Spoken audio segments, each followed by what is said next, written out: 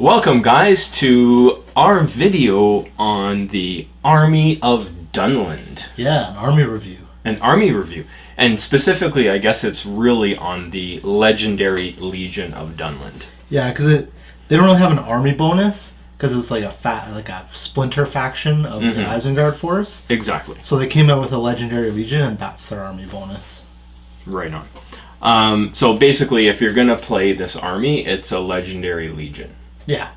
Pretty well. But like all of these new units that have been released, as you just pointed out to me, you can take them all in the Isengard list. list. You can't use them, you can only use them in Dunland. Yeah. And I said, nope, it's right here in the front page where it says the list. So the Isengard army list has now been updated to include all of these new units. Yep, including the new stuff that was put in the Isengard section. Like that orc captain. Snaga. That's part of the... he's part of the scout one? Yeah.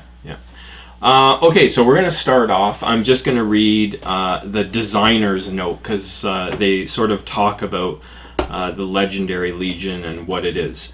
The Army of Dunland Legendary Legion is the main way to play a Dunland force in your games. Although they can be played as part of an Isengard force, this legendary Legion allows you to play a full Dunlanding force with all the benefits the army would have. The Army of Dunland is a very versatile legendary Legion. It has access to some good combat heroes in Theoden and Gorulf, fast-moving units in the Crebain and Dunlanding Horsemen. Horsemen. Yep, and every Dunlanding is at least strength 4, meaning they pack a hefty punch in a fight. I won't read that bit. This book, like, we'll go into a review deeper, but this is the first time we've seen a female character with strength 4. Is it? I think so. Because she's right here. I can't argue with you because I don't know, honestly. I think the Galadriel Lady of Light is strength 4. Oh, I'm wrong. But that may be the only other one. Yeah, unless what's that combined model with Eowyn and... I'm not sure. I don't know what you're talking about. The Rohan model, where it's her and one of the yeah. With Pippin, I think Helm. it is. Oh. What do we you got me. Oof. We're gonna have to look it up now. Yeah. But anyway, that model. Okay, so what we're gonna do now is we're gonna go through the new units that have come out for Dunland in this book, because there are 6 new units that have been released. Some heroes and some warrior units. It looks like half and half. So you want me to start, or you want to start? You can start. Okay. Because I don't know how to pronounce his name. You don't either. Yeah, I don't either. Gorulf Ironskin. So he's a 70-point hero. And right away when I looked at this guy's profile, it reminded me of Mahur. It's kind of a slightly more expensive Mahur, and I think one of his stats, he has one more point of might than Mahur. Yeah. But basically it's kind of like a Mahur. He's fight... A little bit slower. Yeah, he's a little slower. He's only moved 6. He's fight 5, strength 6, or strength 5 rather, defense 5, 3 attacks, 2 wounds, courage 4, 3 might, 1 will, 1 fate. So he is squishy in defense 5, 2 wounds, and 1 fate. He has armor, 2 axes, and a dagger. He's got heroic strike, heroic strength, heroic defense. And he has a really good special rule called... Bananas. Yeah, Iron Skin. Gorulf's moniker of Iron Skin is well earned. Many have attempted to challenge his rule, and none have ever caused more than a scratch upon him. At the start of the fight phase, Gorulf is engaged with an enemy hero model. He may declare a heroic defense without spending might. So he's the guy that you want to receive the charge of like a cavalry hero. Yeah.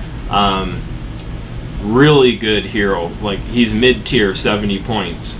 but really versatile, and like he's got a really good defensive role there, but also with 3 attacks, strength 5, fight 5, like he can chew through a lot of troops. Yeah, it's kind of weird. Like they've almost set him up to be like the anti-hero Yeah. for the team, but you really want to use him against infantry because he has, or they're gribbly guys because he has strength 5 and 3 attacks, and he's got 3 might, so like you could heroic combat with him 3 times. And he has axes, so he could piercing strike to strength 6. He's like I said, he's got really good offensive potential and really good defensive potential for a mid-tier hero. Yeah, I like him. Okay, you want to go on to the next one? We can talk a little bit more about strategies and stuff at the very end. We'll give like our impressions of the army. Okay. The next one is the one I was talking about earlier. It's either Frida or Frida. Yeah. Tall Spear. She's 65 points. Hero Fortitude. She's got pretty good stats. Fight 5, Strength 4, Defense 6, 2 attacks, 2 wounds, Courage 4, the 3 might, 1 will, 1 fate. She's armed with a spear and a dagger, with a shield and armor. Heroic actions are heroic defense and heroic strength. So no strike from her. But it's because she's really meant to be she's another character that you'd want to sit back and maybe have her in a supporting role or on the front line, but she's good at receiving a charge. Because she's all about her special rules. Really. Yeah, so her special rule is readied stance. And cavalry models don't get their extra attack or knock to the ground bonus when fighting against Frida or a combat that she's supporting. So there's that, and she also has a special rule that's passive, which is go for the horse. Herself and friendly Dunlanding models within 3 inches may reroll wounds against males in the fight phase. So she's really meant to, well, in her little blurb too, it kind of describes what she does, but she takes the cavalry charge from a Rohan captain. She's an anti-cavalry model. Yeah, basically. Right.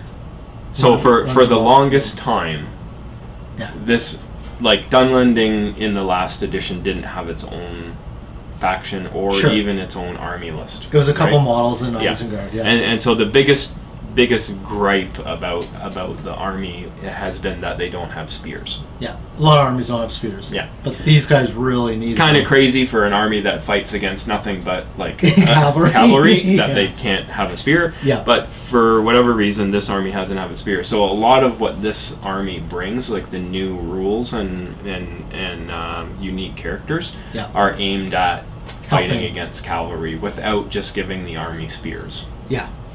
And she really does it. Like, the fact that she can deny a cavalry charge in the combat she's in is really good. It is really good. So you have two people already out of the 2 that we've...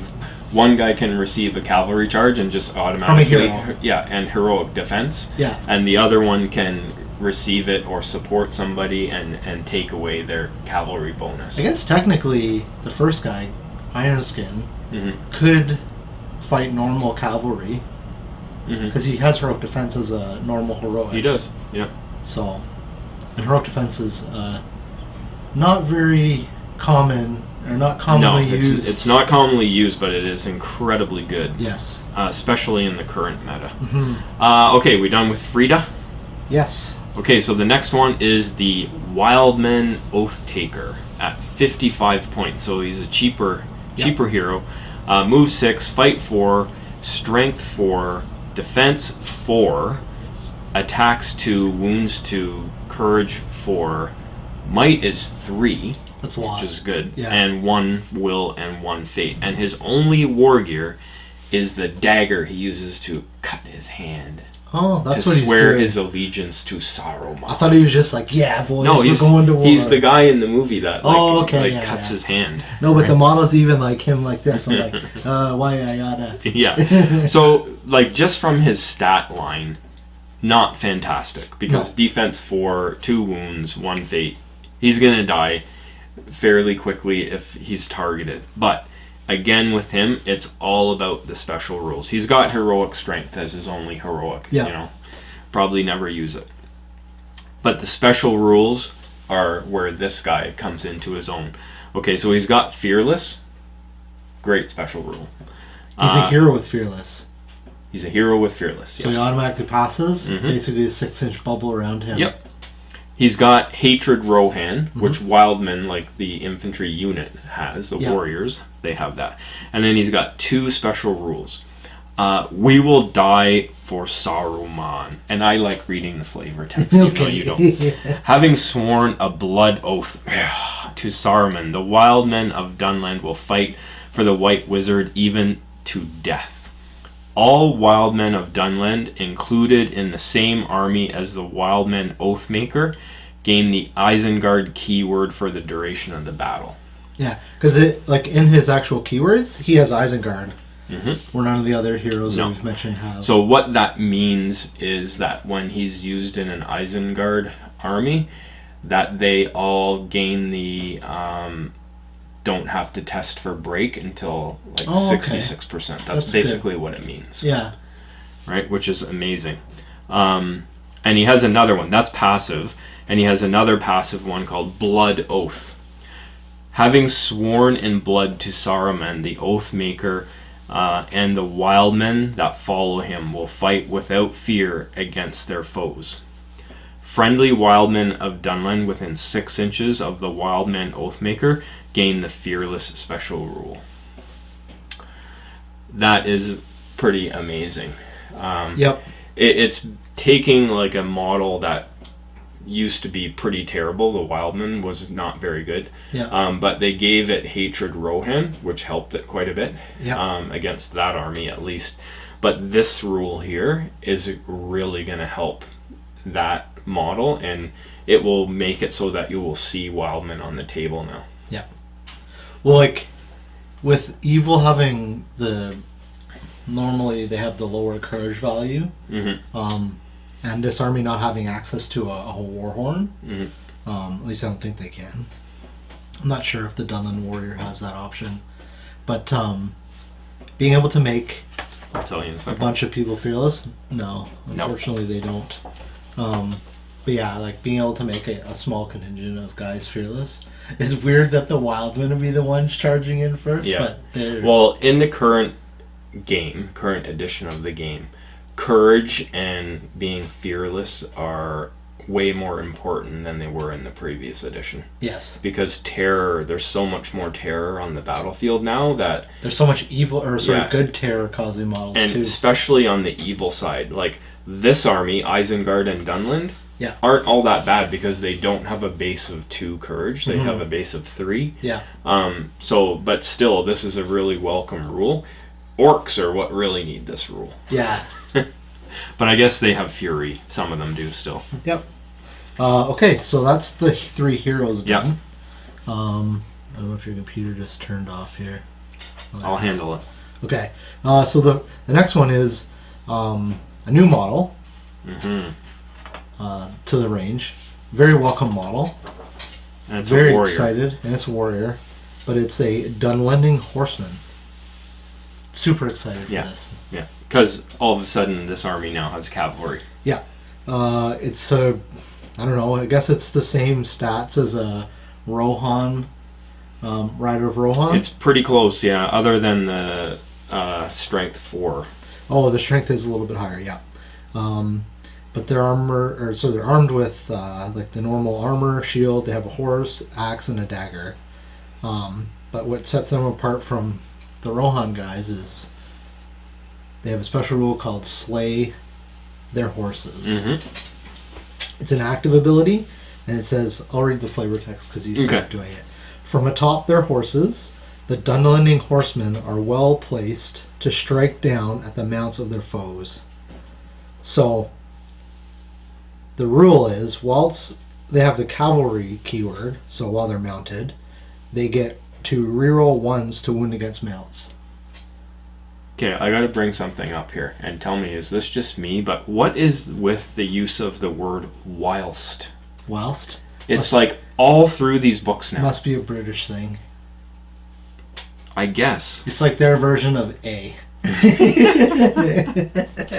I have never read the word Whilst. whilst so much in Yeah. the last year as in reading these books. Yeah, and it's probably got to be something to do with grammar. Like I guess. Usually you'd say while they are Mhm. this, but maybe Yeah. whilst. I don't know. Who knows? I It's guess. craziness. But yeah, so that's what they're. So you know what I thought? This guy's 12 points, by the way. I don't think we mentioned that. Yep. When I read this guy's profile, the very first thing I thought of, because I've been using those so much lately, is he's a Warg Rider. Other than the fact that he's Courage 3 instead of Courage 2. And of course, when you kill a Warg Rider, his Warg can possibly stay. But other than that, and the special rule, is just like pretty much the same unit. Yeah, because they have shield. Yeah. Well, if you give the Warg Rider shield, their defense 5. Yes. Okay. But the Courage 3 Yeah. is like so important. Yeah. It's the special rule that sets them apart. The special rule is kind of odd, honestly, because like if you're fighting against If I'm another, strength 4, Yeah, if fighting you're against strength- cavalry, I'm just gonna fight the dude. like I guess if you're strength 4, you need only a 4 to kill the other guy's horse. But if you're fighting cavalry, that means you're fighting with 1 attack because he's cavalry too. Sure. So you're not getting your cavalry bonus. He's not getting his cavalry bonus. You're probably not going to swing at the horse. No. It's kind of odd. No, like with the strength 4, I don't think it, like, unless they're like a crazy high defense. Well, if he's 5 or 6, you still wound him on a 5.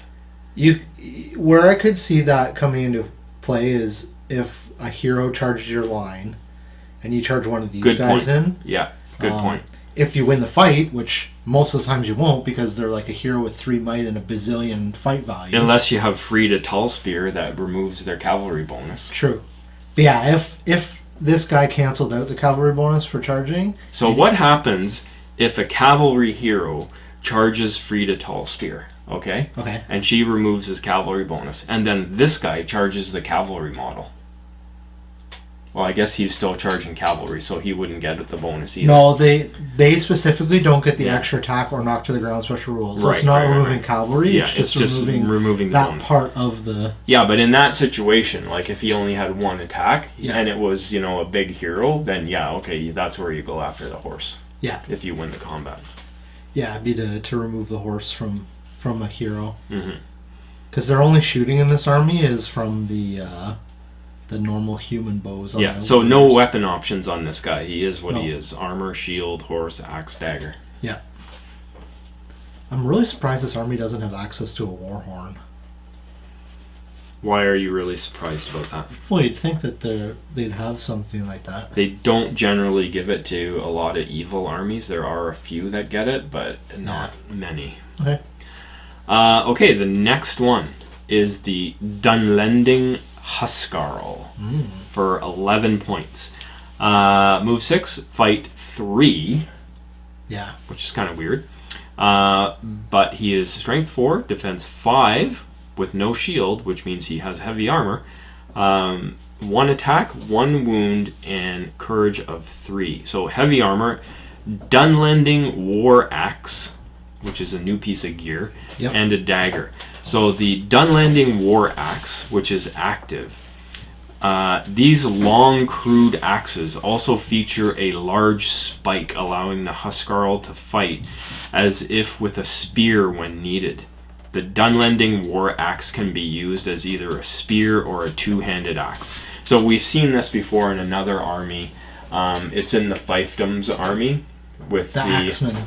of Lossenarch. Yeah. And this one here, I don't know if you remember the episode of the Green Dragon, but Jeremy was suggesting that rule be added to the Wildman's weapon because it looks very much like a long...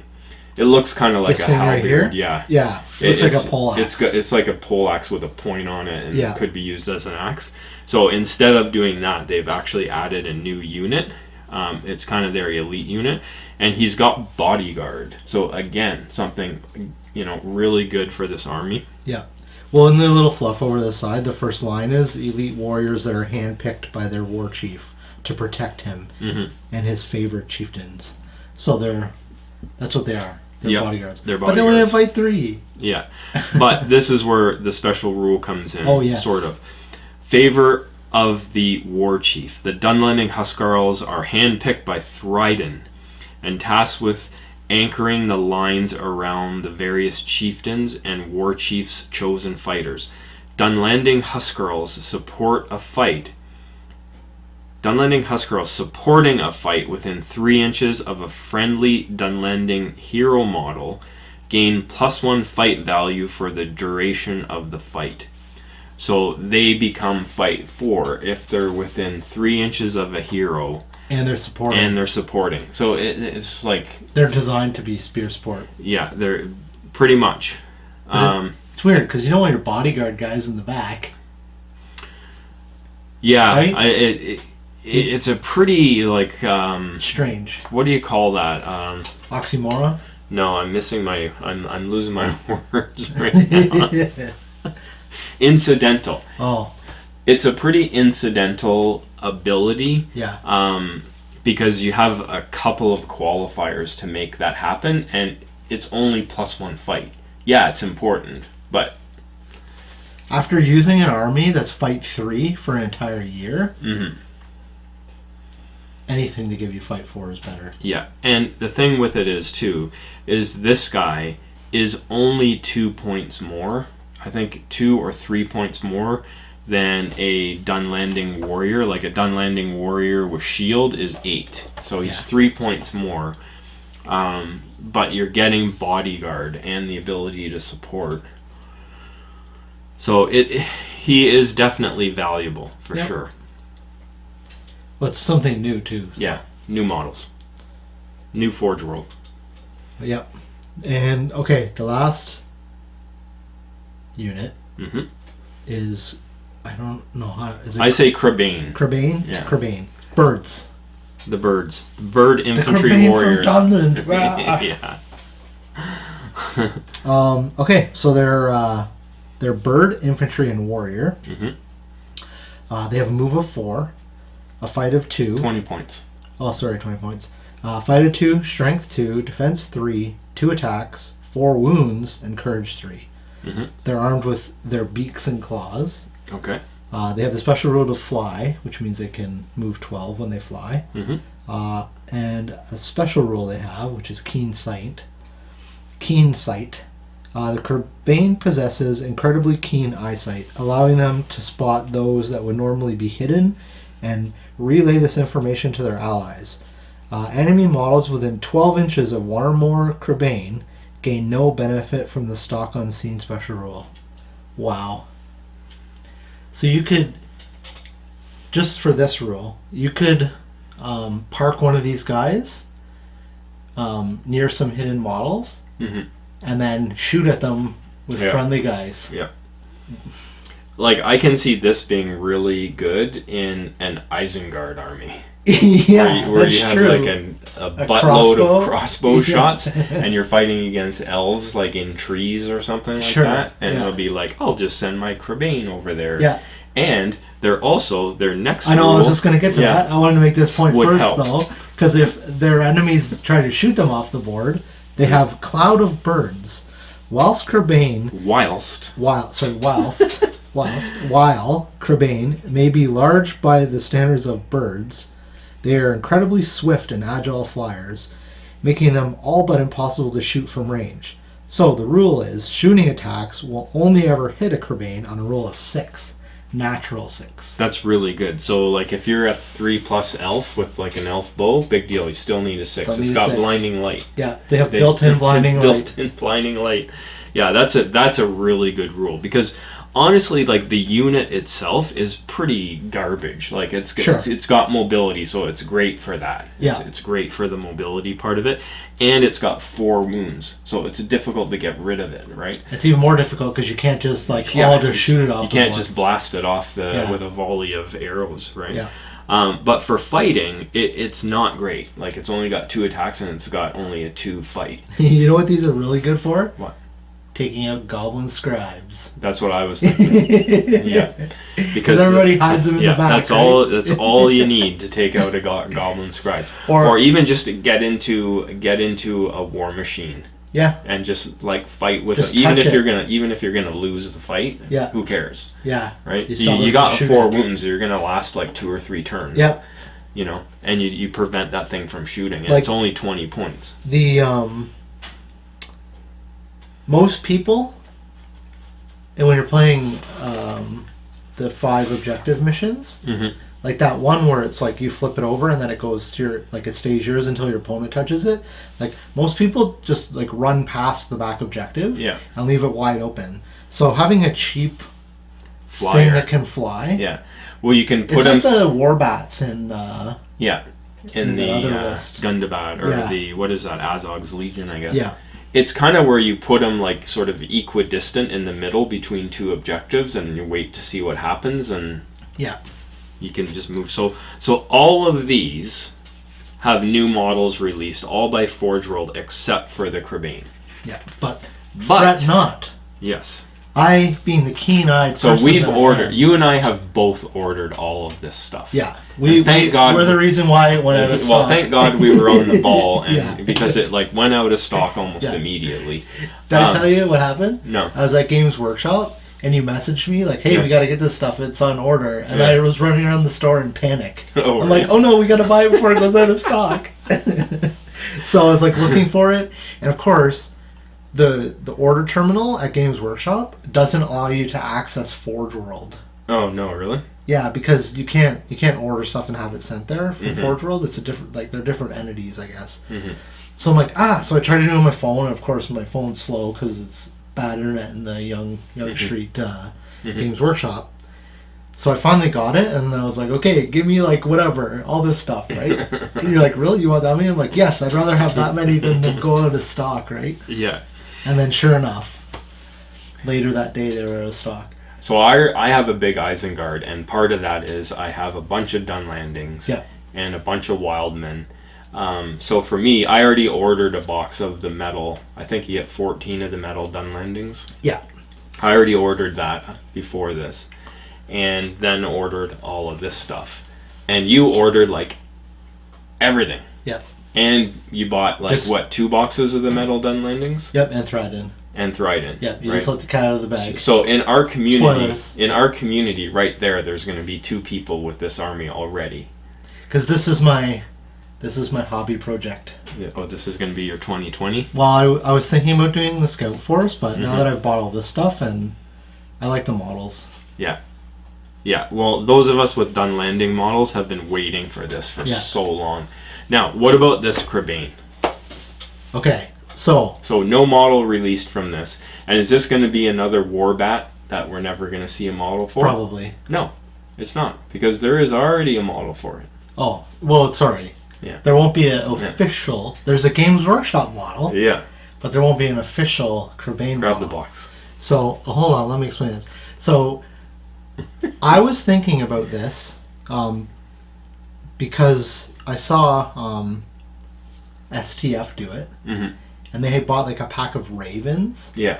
and they like you had to drill into a rock. Yeah, and he put had these to little draw. spikes. Yeah. There were the little metal models. Yeah, and I was like, oh man, that'd be cool to get those. This was before this came out. Well, that was like 2 years ago. Probably. Yeah, so I was like, because I wanted to just get them as like a thing, right? And then I was like, well, there's got to be other models that are out there. So Hmm. I started playing AOS, Hmm. Age of Sigmar, recently. And I was- Again, for the 5th time. yeah, starting.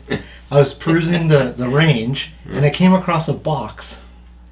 And that box was like, This looks like the is a- Crebain. Yeah, this looks like it could be good for Crebain. Because I actually started out with the 40k Dark Elf models. Hmm. The Razorwing flock. Because it comes with 4 little birds on it. And then I was like, dang, $24 a base. This is crazy. So, people are probably like, yeah, we already know. Because we've already ordered them. But it's like, whatever. Here it is. So, in Age of Sigmar, there's things called endless spells. And for the Beasts of Chaos army, they have endless spells. And one of their models is a flock of Ravenwing. Yeah. The Ravenwing Dire Flock. And there's 3 of them. And they look like giant crows. Yeah. Like I'll Crebain. see if I can put up an image when we get to that, because the box includes 3 different types of things. Yeah. Like a giant bull, a giant horn, and I don't know then if they can see it. 3 bases of the Razorwing. Yeah, But they're Ravenwing. They're perfect models for this. So I bought it after you told me about it. Yeah, I put them together because I've already bought them and put them together, and they do stick a little bit out over the 40 millimeter base, which is what I'm assuming the size base of this is, because I don't know what size it would be, but yeah, it'd be 40. So there you go. Yeah, there you go. Model. It's just save you. And that box is $40 Canadian. Yeah, it's cheap. It's for a Games Workshop. Yeah. Model kit, plastic. Don and I got it. We're like, what do you do with this horn and this like flaming bull? And we could just like, I was gonna spend like $60 or $72 on the Razorwing Phlox, and then I was like, oh, I could buy 2 boxes of this and this spell for almost that much, right? Yeah. So it's a good alternative if people haven't already figured it out. I'm sure there's other things to buy for we say that, and what will more than likely happen is Warhammer World Open Day is this maybe weekend. they'll come out with a model for it. If they do, I'll gladly buy some. But, yeah. For now, for an alternative, and it comes with 3 bases. I don't think you're going to need more than 3 in an army. No. Like you're not going to go. No. I'm going to have a whole army of these guys. Yeah, and you can use them for the battle company as well. Yeah. Which and I forget what rare they are. 2. So you can have 2. So the box is good. Like you get more than enough. Right on.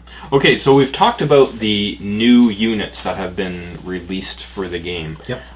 Let's go through the actual Legendary Legion. Okay. Like the list itself, and we don't have to get into all the points and all Doesn't that. have a fancy name. No. It's called the Army of Dunland. Yep. So, the army composition. This is what everybody's waiting for. Okay, Actually, you read through that part. You read the designer notes already? Yeah. So I'll just read the additional rules because it's kind of important. Okay. The Army of Dunland must include Thryden Wolfsbane because he's the leader. Yep. And he's treated as a hero of valor, and he's always army leader. Right. So I think he's a fortitude in the normal list. In the Isildur list. So it makes sense that this guy, he's not a legendary hero. They bump him up to valor status. So he's there. Then we've got the 3 new heroes that we mentioned, and a Dunlanding chieftain, which comes in that box. Right. Oh, I forgot to mention, I bought 2 of those boxes as well. Yeah. Just to have a So the one thing that I wish they had brought out in here with the releases is another Dunlanding chieftain pose. That would have been great. Yeah, because it's just a 2-handed axe, right? Yeah, it would have been great if they had brought out a guy with a shield, like just a giant Dunlanding chief. I plan on converting one of mine to do that, but it's going to take a little bit of work. For the warriors of the list, you've got the Dunlanding warrior, which can take a banner. You can do a shield, a 2-handed axe, and then they can swap their axe for a bow and dagger. Yep. So it's like their one infantry unit, basically, and it's pretty versatile on its weapon selection. Yep. The banner's really good. We'll talk about that later. Well, actually, it's not their one. They also have this one. Yeah. The Wildmen of Dunland, which has a 2-handed axe option. I have already... I think I have 12, but I might only have 9. So I got them off you a long time ago. Okay. The Wildmen, so I have a small little contingent of them to add to my list. I may buy another warband of them, depending on... It depends on how you want to play the list. Like, we can get into talking about that sort of at the end when we give our impressions. But Yep. So there's that. Then we've got the Dunlanding Horsemen, the Huskarl, and the Kerbane. All the so really they've got a full army now. Yeah, there was 6 options that are new, and there was 1, 2, 3, 4. So there's 4 original options. Yeah. So they've more than doubled. Yeah. The ability. They have. To take it's become an actual army that you can field now, whereas before you could field an army of Dunlandings, but it would be pretty poor. It's pretty static. Yeah. It's the same thing. Yeah. Okay, so what about the special rules? So this is where we see this army now become actually somewhat viable. This adds the meat to the potatoes. Yeah. Death to the Forgoil, which I think is the word for Rohan. Okay. The Dunlandings have hated the Rohirrim ever since they were forced from their lands, and generations of hatred have made them bitter and resentful to the Forgoil. Friendly Dunlanding models gain the Hatred Rohan special rule. Wait, so does that little blurb there mean that these guys are actually good guys and the Rohan's evil? What is it's not real. Like these guys aren't really evil. It's just they were the enemies of Rohan, and Rohan kind of won, and then they sort of became under the sway of Saruman, and therefore became evil by association. Yeah. What's Anakin's famous line from Revenge of the Sith? In my eyes, the Jedi are evil. Yeah, it's all a matter of perspective. Sure. But that rule is basically taking, like the Hatred Rohan special rule, like the Wildmen have that. Oh, it just gives us the whole army. Yeah, now the whole army has it. Good luck, Rohan players. Yeah. What does the Hatred do again? It's reroll to wound? Reroll. Is it reroll to wound, or I think it might just be reroll to wound, or it's either that or reroll once. No, it must be reroll to wound. I don't know. We should know this. We should. This is why we don't win tournaments. Okay, we're back, and I got my rulebook, so we looked up what hatred specifically was. And it is way better than rerolling to wound. I guess it's not way better, but it's plus better. 1 to wound. Yeah. Which now, with this special rule, the Dunlanding warriors get plus 1 to wound, and they're already strength 4. Yeah. So that means if you're attacking a defense 6 model, you're going to need a 4 to wound it. Instead of a 5. That's incredibly good. Yeah. Incredibly good. Well, and some heroes, like Aragorn's considered a Rohan. Oh, really? Yeah. Oh. I believe so. He has Rohan in his... in his keywords? Maybe it's his King Alistair that does. But I'll have to check. No one takes him over Aragorn. Okay, so the next... Are you going to read the next one? Yeah. Dunlanding Pride. Whilst their heraldry may not be much more than tattered cloth and a horse's skull, the Dunlandings take great pride in them and will viciously fight to defend them. This rule is bananas. Is amazing. It's why I started an entire army. Well, this is basically giving spears to the army without giving it spears. Yeah. So, without further ado, the range of banners in the army is increased to 6 inches. So, yes, 2 banners, definitely. Yeah. Basically, your whole army's got a banner reroll. Yeah. Like, I started playing the Erebor army, or the Army of Thror, because his special army bonus was 6-inch banner. 6-inch banner. And when it's on a hero, it's even better because it's so hard to get rid of it. Yeah, but this way, you can have 2 banner models that... You don't even question spending the 25 points. And conveniently, the box of guys comes with a banner. Yeah.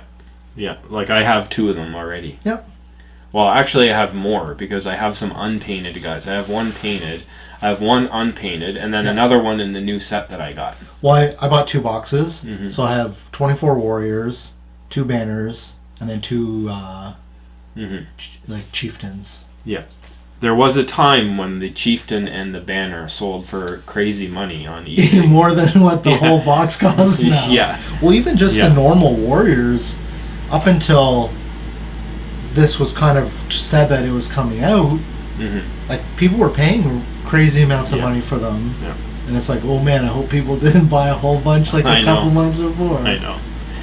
Okay, so the last special rule, and this one makes that hatred one even better. Yes. And that is the Dunlanding war cry.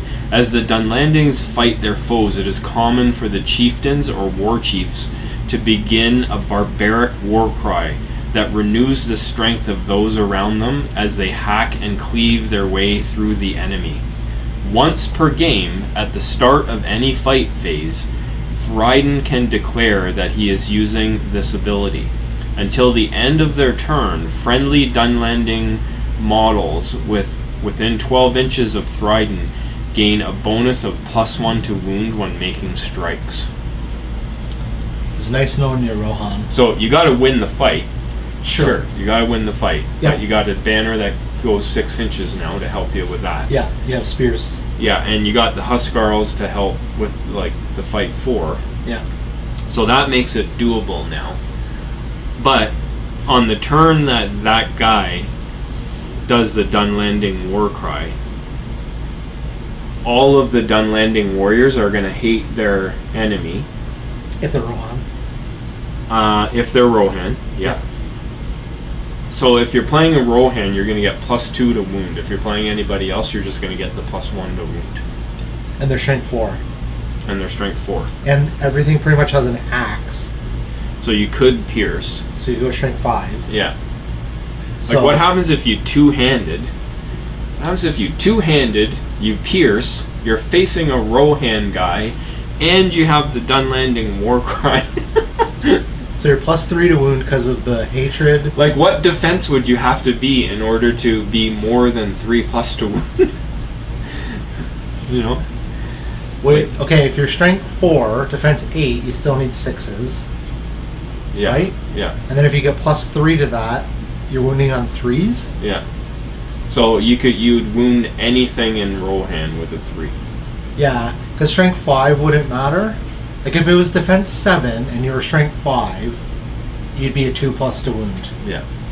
Anyway, it's really good. So yeah, like I don't think there's any. Well, some of the heroes might, but that's grasping, like two-handing with somebody. Ooh, Trident two-handing with that. Yeah. Well, when I play Uruk-hai, yeah, I quite often throw a couple of Dunlanding warriors in there with a two-handed axe. Yeah. For that reason, like not all this +1 business, but just for a guy that can like crack open like a heavily armored enemy. Now it's like really good. Well, just Trident being able to get +1 to wound. Yeah, yeah, because with his extra wound causing ability. his causes 2 wounds, whatever that rule is called. Devastating blow. Sure, let's go with that. You're making it up. Yeah, I don't remember what it's called either. Okay, well, according to my list, Army Special Rules, read it and talk about it. So we did that. Okay. Games Workshop Summary. Oh. So this is like they usually do like a strength and a weakness of every list. Yeah. So, you do the strengths and I'll do the weaknesses. Okay. Strengths. High strength. Yeah, like everybody talked a lot about that. Dunlandings are a brutal race of men, stronger but less skilled than their Rohirrim counterparts. Most Dunlandings have strength value of 4, with some even reaching a mighty strength of 5. That's like so yeah, like strength. A lot of the heroes have strength 5. Yep. Varied warriors, with a wide range of different types of warriors. Well, I don't know about that. The Army of Dunland has plenty of tools it can utilize on the battlefield. I don't know if I'd call 3 or 4 a wide double. range. They did, yeah. No, they more than double because they have no, because they have the Huskar. What do they have? They have the Dunlanding Warrior, the Wildman, the Huskar, Horse Rider, and the Kerbane. Yeah, so they have 5. They more than doubled. That's pretty. Yeah, okay. We'll go with wide range. Sure. Dunlanding Warcry. Once per game, Thriden Wolfsbane can start a terrifying warcry that all his Dunlandings will join in with. This special rule allows for all friendly Dunlanding warriors within 12 inches of Thriden to gain a bonus of +1 to wound in a single turn. Yep. It's like a wog. Yeah. Wog! I'm going to do that. That would be like, so weakness.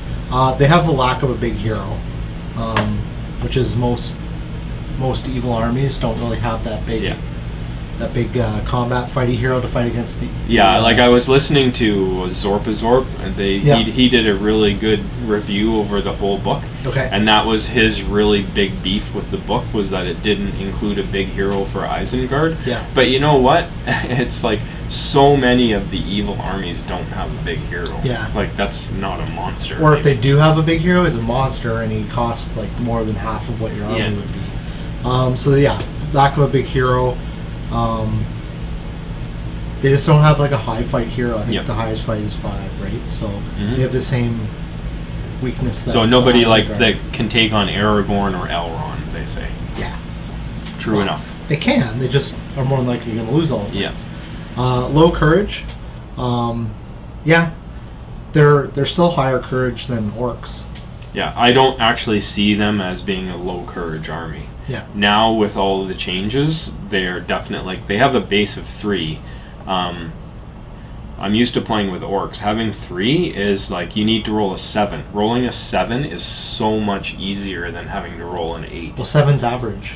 Yeah, right? Like if you look at the percentages of the die rolls, yeah, it's really easy. And plus now they have bodyguarded models and they have like fearless. I personally don't see low courage as being a weakness for this army. And the last one is the low fight value.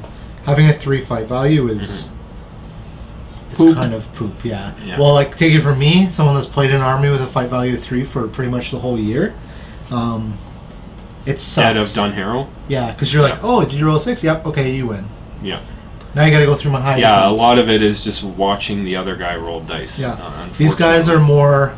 I think the way they got it is because they're such a high strength, they're not really precise with their blows, but when they connect, it's devastating.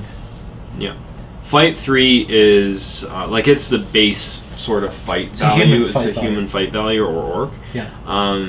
And if you're facing a horde, then fight 3 is generally good enough because they're probably either going to be equal or more likely lower than fight 3. Yeah. But if you're fighting anything other than a horde, then you're going to be on the back foot with fight 3. Yep. But you're gonna have, I think you're gonna have more models.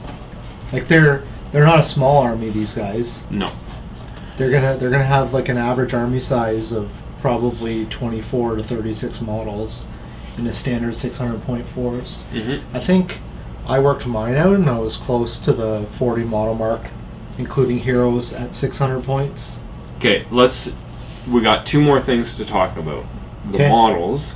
Yeah, this was supposed to be a quick and then we're gonna do our impressions. Okay. Okay, so you're busting into our impressions early.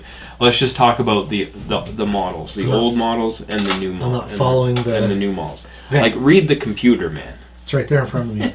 Old models. Yeah. So the old models for this army are quite good, actually. They're back now too. Yeah, and they're back available. And like I have been collecting these guys for a while. I don't have a lot of them in my Isengard army because I wasn't going to pay stupid money for them. Sure.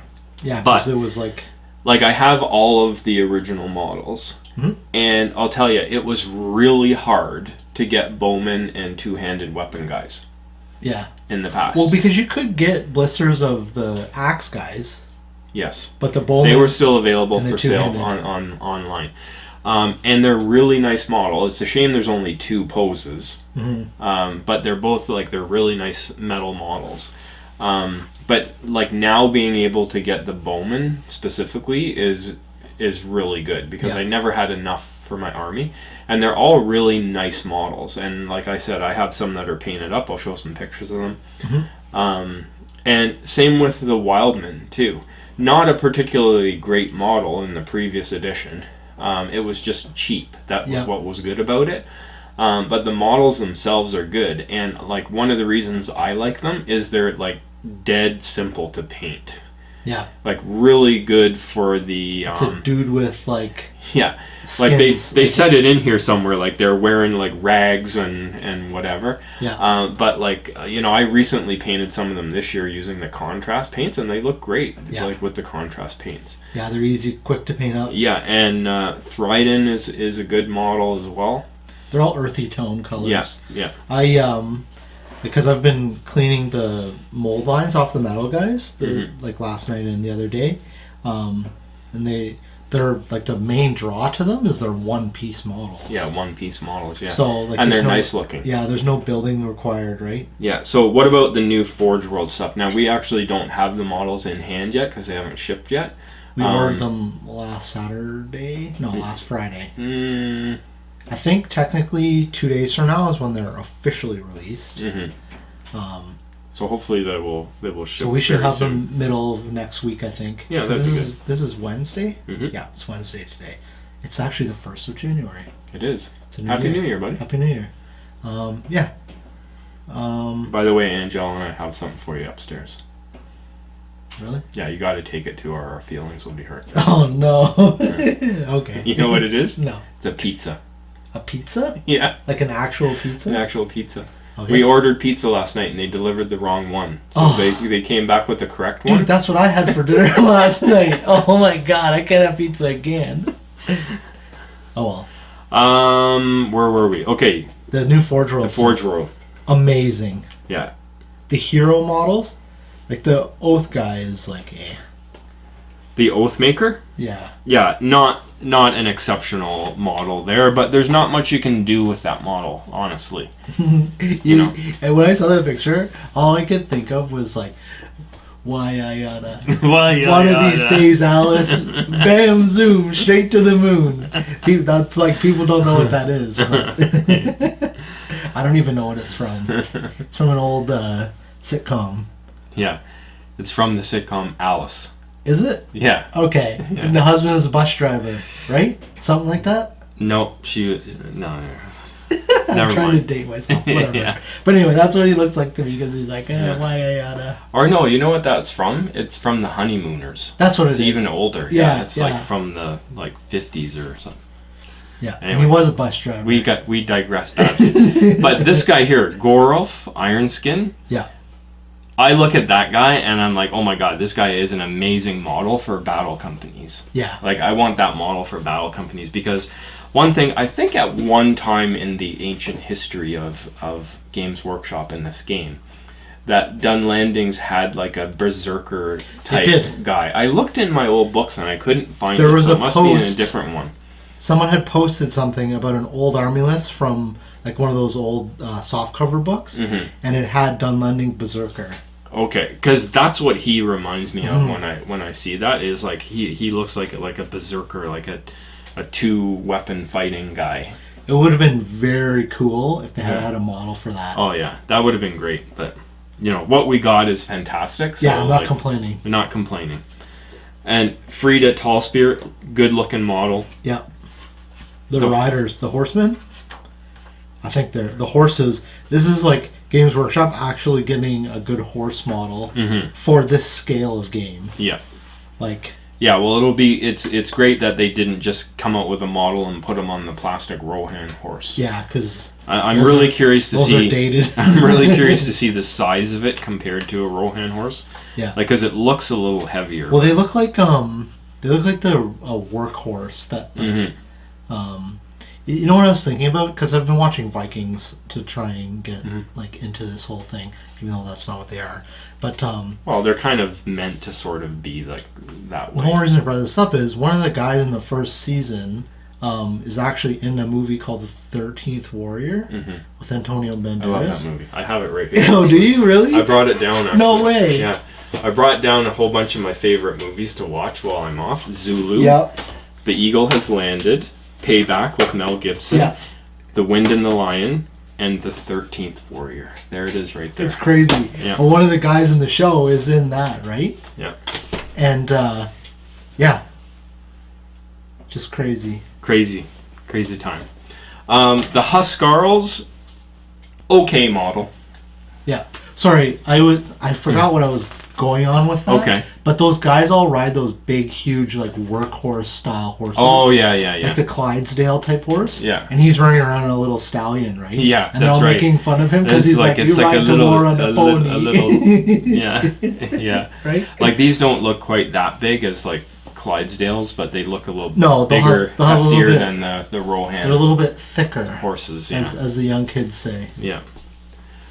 So the Huskarl, again, it's a decent looking model. It's like not out of this world, I wouldn't say, but it's good. I'm wondering if I can convert them. Well, I have Like a shield. I have the Axemen of Lossenarch over there. Okay. A couple of blisters of them, and I thought, you know what? Add a cape and do a head swap on them, and you probably could use them for these guys because they're heavy armor. These guys are wearing scale mail and they have chain mail. Yeah. Big deal. It's heavy armor in Lord of the Rings. Yep. Right? And then, so the last one is the Crebain. And so we've come up with a good model for We have that. an alternative. With- And yeah. it's Games Workshop model. Yeah, so you don't feel bad by, buying some other company's Or model. 3D printing something. 3D printing. I don't know. Who would do that? No. Is this one big raven on the base? Yeah, giant raven, yeah. Okay, so what do you think? What are your impressions on the army as a whole? What do you think about what do you think we'll see in our local scene here in Ontario in our league? Is this like a tournament winning army? Is it going to be a fun army to play? Is it competitive? That's a lot of questions. So answer any one of those my questions. take of it is I don't think it's going to be competitive. I would agree. Not top tier. No, I think it's going to shake up the meta. Because there's going to be people taking these hero-heavy horse-mounted lists, and they're going to come up against this list and be stopped. Yeah. Maybe to slowed me, down. like the game right now has an issue. I won't go as far as to say a problem, but it has an issue. And to me, this book as a whole tells me that the game designers are very well aware of that issue and they're trying to address it. Exactly. And that is, horses are too good in this game. Yep. Right? And that is because trapping is too good in the game. It's not actually horses, it's trapping. Well, you knock somebody down. Doubling the attacks, like adding +1 attack and then doubling it for a hero, it's far too good. Yeah. Far too good. It's like, I have 3 attacks. It now I have 4. Now I have 8 dice. It basically means now in the current meta that if you do not have a 3 attack mounted hero, you're not going to win. Yeah. That's kind of, in short, that's kind of what it means. And a lot of what we see in this army is meant to target that stuff. We got a hero that can throw out a heroic defense with no expenditure in might. Yep. We got a hero that can support a fight or be in a fight and cancel a cavalry bonus. We got special rules on infantry that make them better at killing horses. We've got Rohan special rules that allow them to use their throwing spears as regular spears. Like, everything in this book is anti-cavalry. Yeah. Oh yeah, I forgot to like that part of the Rohan being able to use spears, like throwing spears as normal spears. Like all that stuff is designed to combat that, right? Yeah. But so that side of it, are they going to be fun to play? Yes. It's part of the reason why I'm starting to build them because I really like this look of the army. Like I like the look of the army. I like the idea of it's going to be a fun army too. Like, I like painting stuff that is easy to paint. And to me, like, this army is right up my alley for this because it's a Agrax Earthshade friendly army. You could easily you could paint it up probably in a day with contrast paints and Agrax, no problem. Yeah. But I don't know. We might actually see, like, I'm thinking, like, with a couple of these heroes, like especially Frida and Ironskin, you may see them taken as allies into something.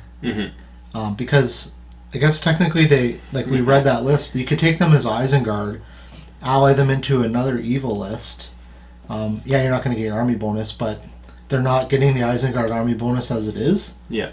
So as long as you're taking like a yellow alliance and you take those in there to just basically stop the big heroes. Yeah, and you could take they're like, we call it hero shock here. Yeah. And these models, those 2 models, are designed to stop hero shock. Yeah. And they're mid-tier heroes. Like, they cost, what are they, like 60 and 70 points or something? Yeah. Like, and you could take 2 warbands. Like, you could take warbands of Wildmen with them.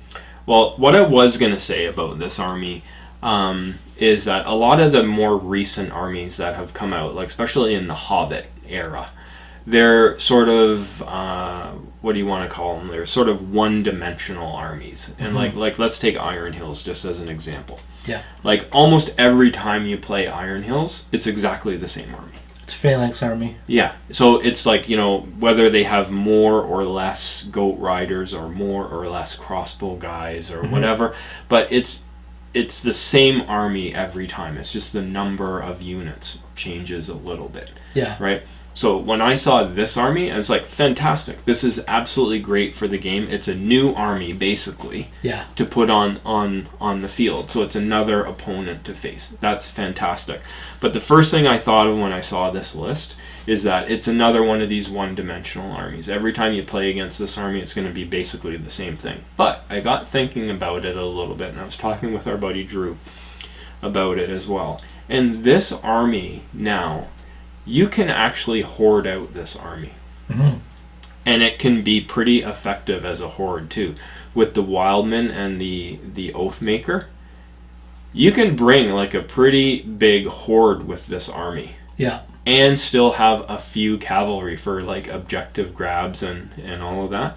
So it's actually not as one-dimensional as I first thought it was going to be. No. It does at least have sort of two different ways that you can build the army, at least two. So that's good to see. And, you know, like they said they have a good variety of units. They have 5 warrior units. So that is enough to actually do some different builds with. Yeah, you'll see some people will take the Kerbane, others won't. Like you say, you could see them, people allying. Like you could take an Oathmaker with a bunch of Wildmen and 1 Kerbane or 2 Kerbane, and ally them or put them in an Isengard list with crossbows, and it's like, you can't hide from me now. Because I'll just fly these guys up and spot the Kerbane, I think, are like a huge addition to this list. Like that model there for 20 points gives them a lot of tactical flexibility, in the sense that it can target things that are normally just stationary at the back of the, whether it be an objective or like a war machine or like a goblin scribe, like you said. This is a unit that can actually go after them and getting it. And for 20 points, it's not like a huge investment. No. So I like the army. I think it's good. I think it's, you know, this isn't, like I say, I don't think this is going to be a top tier army. But it is definitely going to be one where you can pretty much count on going 500 in your games, like 2 wins, 2 losses, or it's a common phrase used in, because I've been sitting and talking with a bunch of competitive AOS guys. It's a 3 and 2 list. What's that mean? So you go 3 wins, 2 losses. Oh yeah. Yeah, it's not like a 5 and 0 list, which is win 5 games. So in like our tournament standards, it'd be like a 3 and 1 list. Right. So you can go 3 wins, but you're not going to win all 4. Yeah. Unless you get the right opponent. Like if you were to get Rohan, for instance, as your last opponent, you could maybe go that 4th.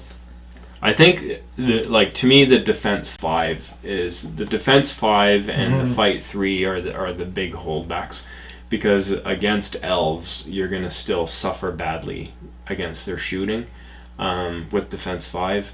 And with the fight 3, it's like with the banners is like a huge help for that.